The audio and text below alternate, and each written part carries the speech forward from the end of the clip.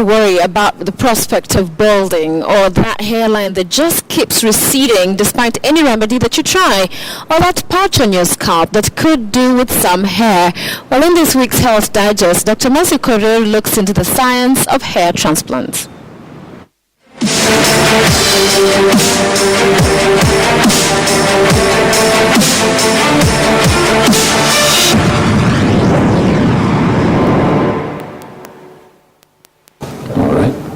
Anna, not her real name, had lost all hope when she realized that her hairline was slowly but surely receding.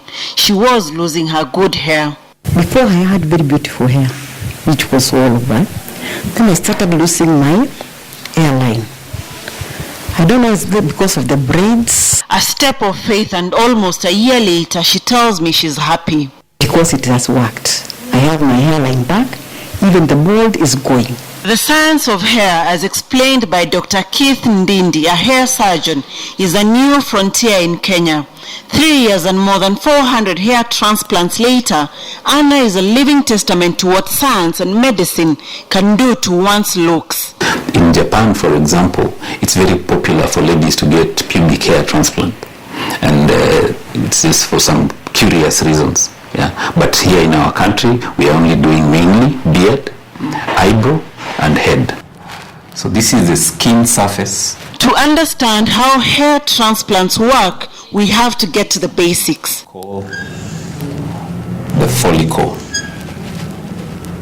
And down here, the follicle, there's something that we call the dermal papilla, because this is where all our blood vessels are coming.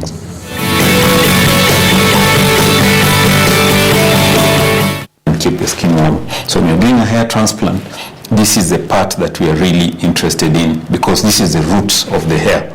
So when you take this and put it elsewhere, it reestablishes this connection with the blood supply at that place. Then the hair starts growing. So the hair that grows out, really, this is dead tissue. The living part of hair is here. Different scalp and hair conditions warrant a visit to the hair specialists. Simple things from as much as nutritional deficiencies. A lot of ladies, when they're having issues with probably heavy menses, literally when the iron levels go down, we see the hair beginning to thin out. There are also literal medical conditions, like especially many autoimmune conditions. Cancer patients undergoing treatment causing hair loss also have a chance at a new look. Once the medications have been stopped, there are little manipulations you can do on the scalp to help the hair grow much faster. Common beliefs on how to grow hair exist. Recently had that you stand on your head for 30 minutes every morning and the hair grows. With a 90% success rate, Dr. Ndindi explains that the process of hair transplant is simple. It starts with a thorough specialized examination to make a correct diagnosis. This allows us to see the scalp in a little bit of greater detail. So this magnifies the scalp many times.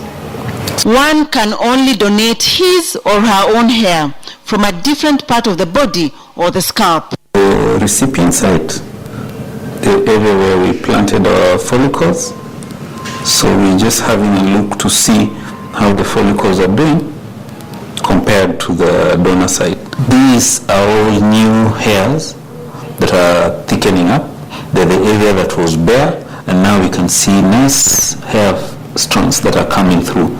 Once a diagnosis is made, the actual hair transplant begins.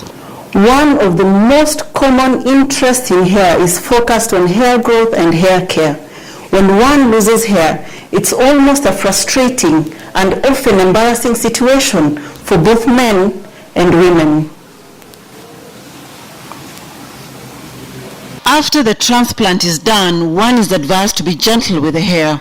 It is not an instant journey, but one that takes at least 6 months for clear results to be enjoyed. One of the commonest reasons of hair loss that Dr. Ndindi sees is what we call traction alopecia. This is loss of the natural hairline in most women due to braiding and chemical treatment of their hair.